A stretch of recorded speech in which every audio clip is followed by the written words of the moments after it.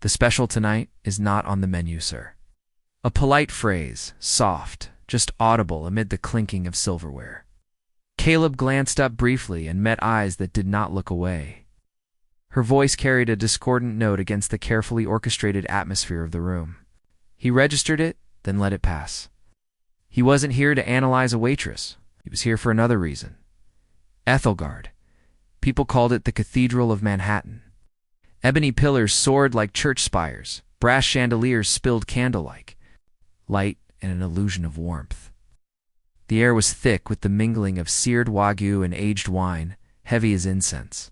The host appraised him with a single glance, then forced a smile and led him to the worst table right by the kitchen doors, where clattering pans clashed with the piano's melody.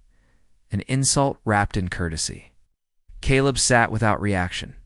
That contempt was exactly what he wanted. For in his glass tower, he had drowned in agreeable smiles and false gazes. On the 80th floor, he was a king in a gilded cage, where no real air remained. The repetition of deceit had hardened into a vacuum. He craved something real, even if it was scorn. Tonight he wore an old wool coat, his tie loosened, his hands roughened, becoming Cal, a man Ethelgard had no reason to respect. Tonight he had come searching for a fracture in the flawless wall. A glass of water was set down. The waitress, the young woman whose voice had faltered a beat earlier, still stood there. Her fingers pressed into the tray until they blanched white, a tremor suppressed. Caleb observed in silence. "Are you ready to order, sir?" Voice steady, but not lifeless.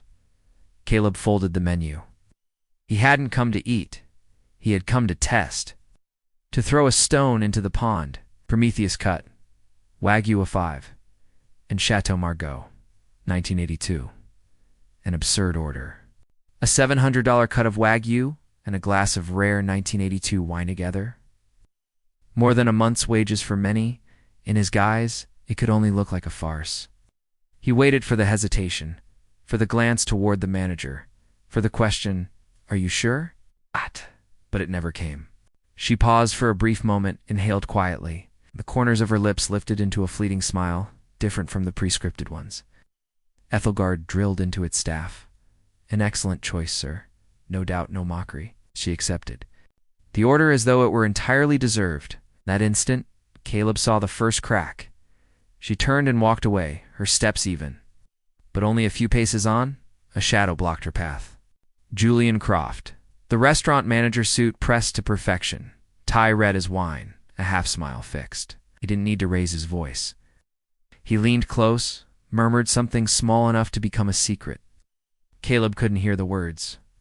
But he saw her shoulders drop, her hand tighten around the tray. A threat wrapped in courtesy.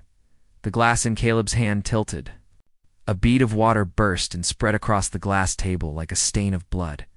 Inside him, an old sensation stirred guilt. He had only meant to test, but clearly this woman was paying the price for her response.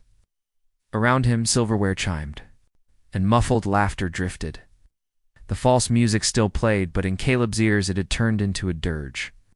He leaned back, his gaze darkening. Tonight he had found it. The first fracture in the gilded cage.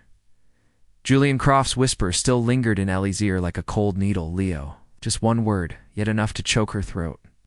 She gripped the tray tight, continued pouring water at another table. But her fingers shook so badly, the glass clinked against the rim. No one noticed. In this gilded room, a waitress's trembling meant nothing. But in Ellie's mind, the entire world had fallen out of rhythm. A tiny apartment rose in her thoughts, the complete opposite of Ethelgard. No brass chandeliers only. A single bare bulb glaring harshly from the ceiling. No Wagyu and red wine, only the faint scent of disinfectant. A creaky wooden door half open, the whir of a ventilator humming. Leo lay on the bed, 17 years old, his eyes shining unnaturally bright inside a body tethered to tubes. "You're back?" His voice rasped, broken by heavy breaths. "Any good tips tonight? Or just more of the ones who like to sneer?" Ellie forced a weary smile, smoothing his hair. "A few coins. Enough for a loaf of bread, maybe." She helped him with his breathing exercise, steadying the rhythm. They tried to joke, tried to pretend it was just another evening, but the room always hung with a thread. The countdown. The doctor had said the experimental drug might help, but the deposit was so large it felt like a cruel joke. Lee adjusted the tube gently, her eyes burning. In the cramped living room, the old dining table was buried under red envelopes. She sat down, head in her hands. The bills stacked like bricks, the word overdue stamped bold, scarlet as an open wound. Surrounded her like wolves waiting for the prey to collapse. And in that suffocating circle, another memory surfaced. Golden light, polished wood, rows of imported liquor crofts office. To outsiders, it was elegance. To Ellie, it was an interrogation chamber. He turned the laptop toward her, the glow, reflecting on his face, as cold as stone. On the payroll sheet, repeated small bonuses. See that? His voice was gentle, almost like a teacher. Ellie swallowed hard, chest tightening. She had studied accounting before she dropped out enough to recognize a trap. Just a few hundred, but the IRS won't care. To them, you're an accomplice. He swirled his wine, the crimson liquid glinting. You want Leo to live, don't you? What? Then stay quiet. Work for me. Simple. The wine's bitterness stung the air, suffocating. He didn't need to raise his voice, didn't need to threaten. His calmness was the noose. Ellie remembered sitting frozen, as if chained. The crash of a steel kitchen door behind her snapped. Her back to the present. The smell of seared wagyu, cooking oil, and wine filled her lungs. She lifted her eyes. Table 32. The man in the frayed wool coat still sat there, silent, not glued to a phone like the others. He didn't fake busyness. He was watching. And when his gaze met hers, it didn't drop. It didn't pity. It looked straight. Thought flashed mad but clear. Maybe he wasn't like them. Maybe this was the only chance. Ellie felt her hand tremble, but this time, she let it. She let the tremor remind her. This was life or death. In the staff room, fluorescent light buzzed overhead. Ellie sat down and pulled a scrap of paper. A ballpoint pen slipped in her sweaty fingers. No pleading. No begging.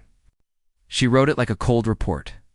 Ethelgard's foundations are rotten. He's feeding you lies. Check the ledger Argent imports. No signature. An arrow shot into the dark. She folded it and tucked it into her apron. Her heart beat. Thundered, a war drum pounding the main hall. Piano notes drifting, silverware chiming, patrons' laughter murmuring. All of it is a glossy film. Caleb sat motionless, a shadowed figure in the sea of light. Ellie approached, her hand trembling. She set the check down, let the slip of paper slide with it. Bending low, her voice came out hoarse. You forgot the tip. Caleb looked directly into her eyes. Only for a moment, yet heavy as stone. He remembered he had deliberately left nothing, which meant this was the tip. He said nothing, only placed his hand over it. Ellie turned away and hurried into the kitchen. The steel door slammed against the wall with a crack. She leaned back, breath ragged, vision blurred. The restaurants. Noise dimmed. All that remained was her heartbeat, hammering like a warning drum. She had struck a match. Now she could only wait to see what it would burn. Croft's snare. Or her own life. Around 11 p.m., Caleb stepped out of Ethelgard, the Manhattan night wind seeping through his worn wool coat. In his hand, the slip of paper was damp with Ellie's sweat. He clenched it tight. Above, Manhattan's lights glittered like false stars. But here, in the shadow of an empty street, a truth had just been thrown down. Tonight would not end in silence. The Manhattan night wind whipped through the alley behind Ethelgard. Tugging at the worn wool coat on Caleb's back, he stood still. The sweat-soaked slip of paper pressed in his palm. Check the Argent imports. Ledger a single line, but sharp as a blade cutting through the silk facade, cloaking his empire. He flipped open the battered brick phone. Marcus. A deep, steady voice answered, groggy yet alert. Caleb. It's late. What are you? There's a stench in our house. Caleb cut him off. We clean it. Tonight, a pause. Marcus Cole, coup of the entire conglomerate, was trained to choose safe solutions. But when Caleb said those words, it meant protocol was useless. Understood, Marcus exhaled. I'll call someone. 17 minutes later, an unmarked sedan rolled to a stop at the mouth of the alley. The rear door opened like an eyelid of the night. A woman stepped out without a word. Black coat, hair tied back, eyes sweeping over Caleb as if measuring the wind's speed. Nix Marcus's voice came curtly through the speaker. Imaging. Entry. White prints. No questions. Gave a brief nod, her gaze flicking to the slip in Caleb's hand. Delaware shell, her voice low as a draft. I'll need Croft's prints. Caleb tilted his chin toward the trash door. His wine glass is still in the bin. He had seen the busboys push the cart out, dumping everything like a nightly ritual. Nix slipped away like a shadow, gloves on, vanishing into the stench of sour wine and shattered glass. When she returned, she held a zip bag, a smudge of print. Dusted in black powder, glimmering like a constellation, enough to lift. Marcus spoke into the line. 2 fronts. Data and human. I've contracted an off-grid analyst team in Jersey. No name, no invoice. You've got 10 minutes to send whatever you find through my channel. Caleb snapped the phone shut, his eyes fixed on Ethelgard's facade, street lamps casting. It like a slumbering beast. To a .im. We go in. At 2 a.m., Ethelgard was no longer a golden cathedral. It loomed like a morgue. The night guard nodded off, barely glancing as Caleb and Nix rolled in a janitorial cart. Chlorine and disinfectant masked the thunder of his pulse. The corridor stretched long like ribs. Past the kitchen knives gleaming in silence. Past the cellar-dusty wine, neatly folded linens. No piano, only the squeak of wheels echoing. At the end, Croft's office. The fingerprint pad blinked red. Nix pressed the lifted print. Up. A faint beep. The light turned green. Up. The door swung. Open, swallowing them inside. Polished wood gleamed. Rows of vintage bottles stood in rank, the sickly sweet scent of counterfeit power filling the room. Nix searched for the safe, attaching a stethoscope-like device. Caleb stood guard, eyes locked. On the hall. Outside, a broom dragged, a heavy knock. A morning worker is too early. Shadow halted right outside the office. Caleb froze. His heart thudded against his ears.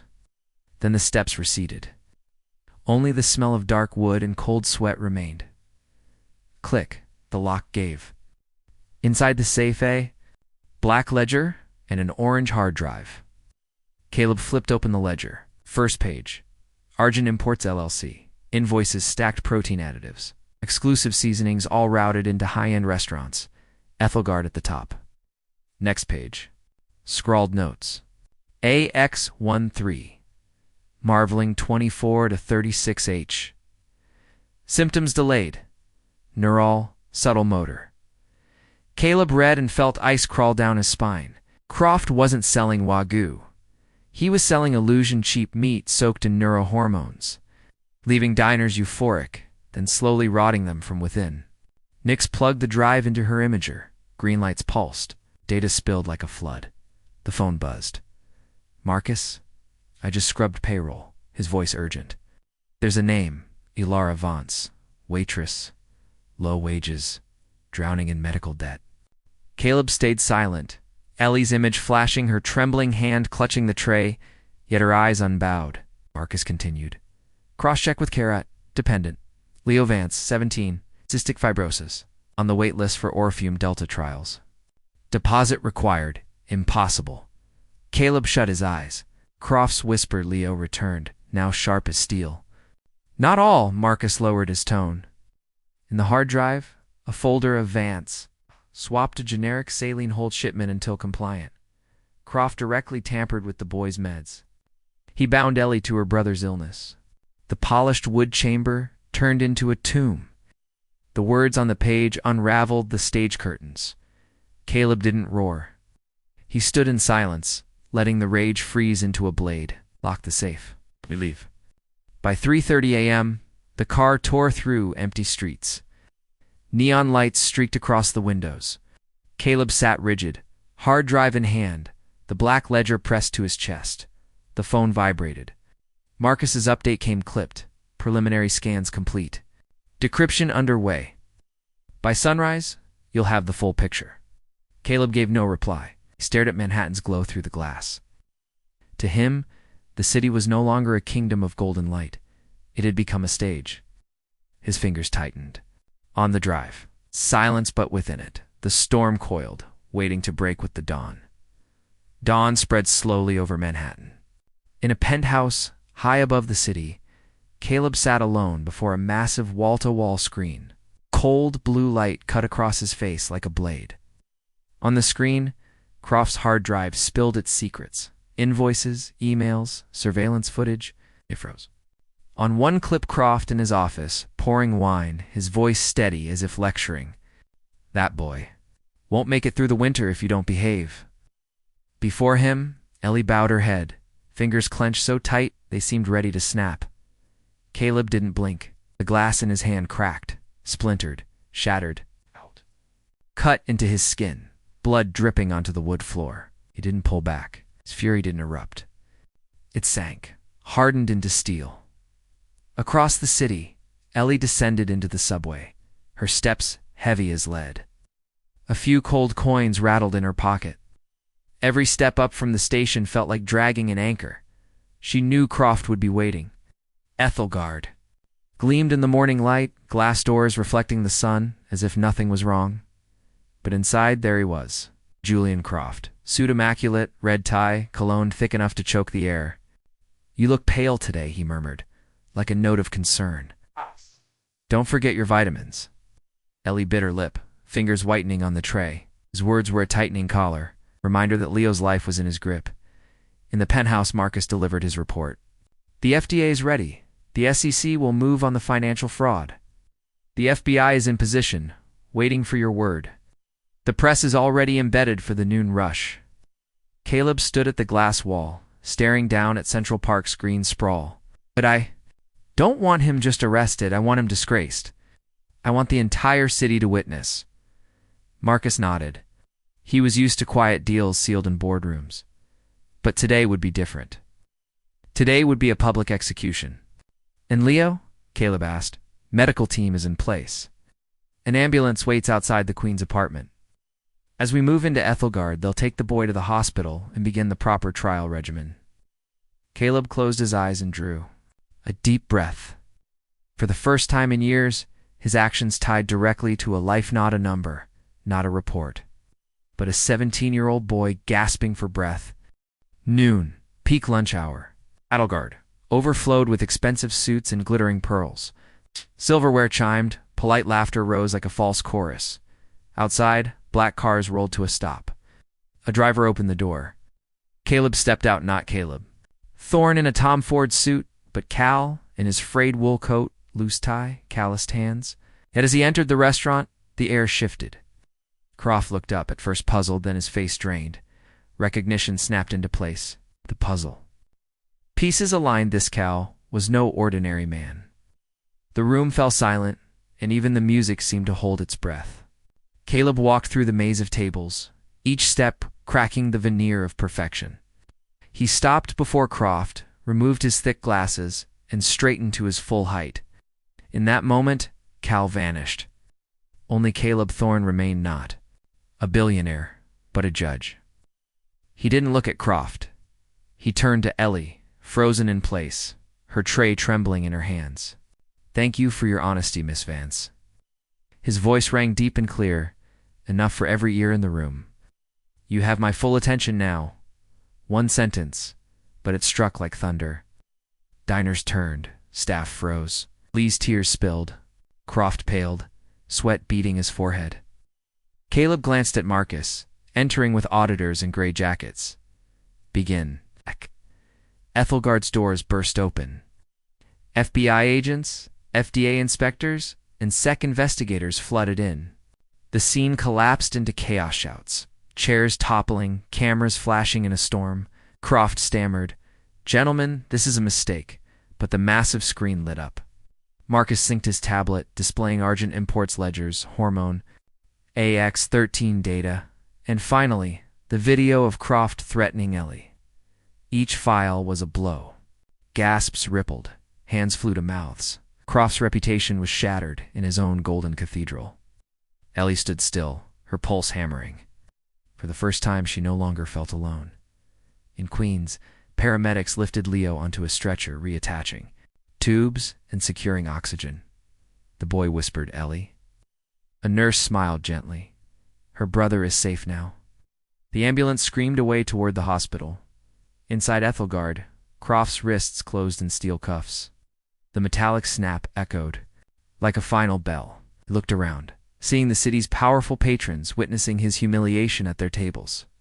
Absolute disgrace. Caleb stood firm, saying nothing more. He didn't need to. Truth thundered louder than words. His eyes lingered on Ellie. In that instant, no distance remained between the billionaire and the waitress. Only two people, one who had risked everything, and one who had chosen to answer. Ellie steadied her tray, tears falling as a fragile smile broke through. Caleb turned away, his shadow stretching long across the marble floor, a crack that Ethelgard would never mend. The storm had arrived. Within it, judgment awaited. The glass doors of Ethelgard closed, the wail of police sirens fading into the distance. Inside, the golden glow was gone, replaced by FBI seals wound across the room like mourning bands. Ellie collapsed into an empty chair, her silver tray clattering to the marble floor. She buried her face in her hands, tears streaming not from fear this time, but from release. Caleb walked slowly toward her, still wore the frayed wool coat, blood from his hand seeping into the cuff. He hadn't bothered to wipe it. "Leo, we'll be all right," he said, voice low and firm, each word an anchor. "The ambulance has taken him to the hospital. The Thorn Foundation will cover every treatment. Not once. Forever." Ellie lifted her head, her swollen eyes searching, unsure if she should believe or fear it was a dream. Caleb sat down, leveling himself with her. In a hall that once staged false grandeur, a billionaire knelt eye to eye with a waitress. "I don't want you working for me," he continued. "I want you working with me. I'm creating an ethics oversight board for the entire corporation. It will have full authority to audit any operation anywhere, and I want you to lead it." Ellie's mouth parted.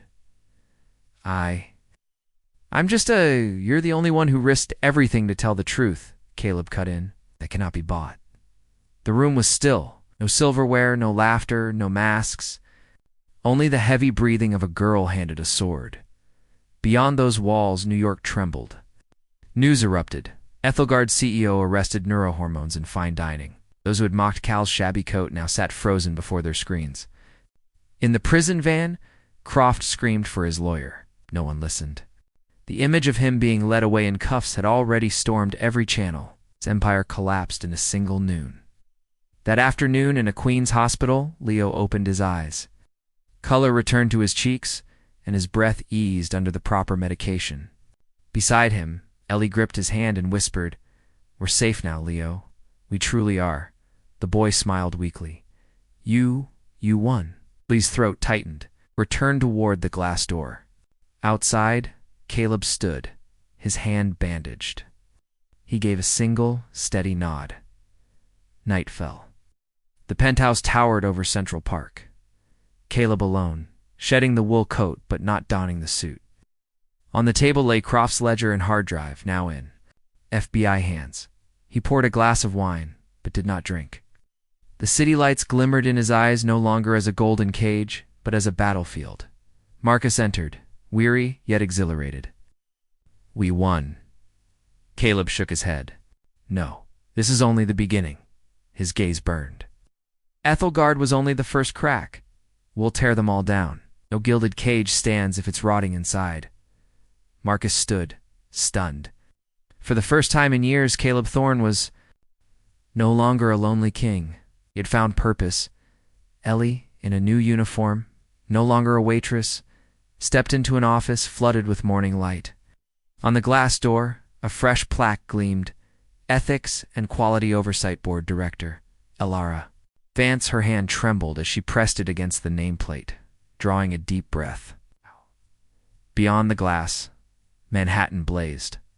From the top floor, Caleb Thorne watched.